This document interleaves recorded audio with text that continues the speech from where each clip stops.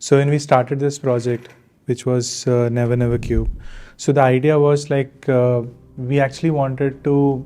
It was in an industrial area, and the building was supposed to be in where actually two different owners having two different plots. But when we were starting work for both of them, we actually asked them if it is possible to make it one singular building instead of making two separate buildings of different facades. So they like the idea of having a bigger impact by creating a singular building. So with that, we started work. We had to organize the service areas, the core areas, and the primary idea was to keep as much open space as possible with less number of columns to have more available space for a rental purpose. So when one of the thing what we were trying to do was we were calculating the possibility of how we could manage the parking. And to do that, we worked with different models, with doing a stilt floor compared to having more space onto the sides. And what if we do like 3 levels of buildings, and what possibility we could have if we do 4 level of building and keep more open space and a lesser footprint, which gives more space for parking. So based on the models and calculations, what we have achieved was if we could build 4 levels of building, which was ground, first, second and third, and we leave a larger setback which allows space movement, we could maximize not only on the revenues for the client but also park more number of cars than putting a stilt in the building, because it was not a very big building. It was only a 2000 square yard building. So this has made the building more compact and it made us the building more taller. And so this building was actually facing onto the it is visible from the main highway, because it actually falls onto a road where it actually has a water body or a river that is flowing, and it could be seen from the other side of it. So it is a very striking distance at which it could be visible. So we are looking at making the building visible. So what could be the size of a module or a kind of an element that could be created? But it was like pretty big, because when we're doing Hexalace as a project, the distance was small, so we could work with smaller modules, like probably for creating a pattern and a facade. But here in this case, we actually were looking at bigger modules where it was actually as big as the size of a kind of a balcony. So those, when we were trying to work on those modules, so we were also experimenting with concrete and how we could create more dynamic shapes. Instead of going for a flat structure, we started twisting and creating volumes which could be bent into it. And it also created, having this set of balconies, created a kind of space outside the building. And these building can be, because primarily being used as office spaces, forms those nice little balconies onto the outside. At the same time, these spaces which actually have balconies outside also are like we tried to modulate to make it more complicated module. But the challenge was, when we start doing too many of them, the facade would it will be increasingly expensive and it will be not viable for the client to build the project.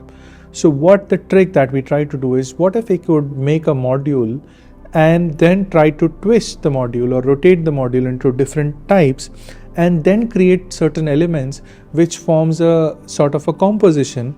All of them were made from the same set of die or a same set of mold, but which is being twisted and oriented to form different set of boxes.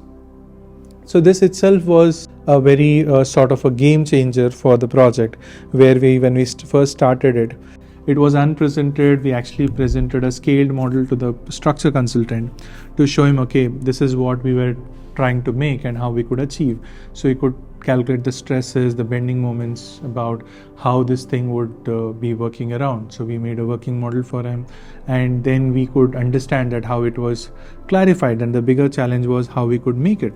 So we made tests. So like the first 2 modules of the test, they got failed because we couldn't do the right kind of casting.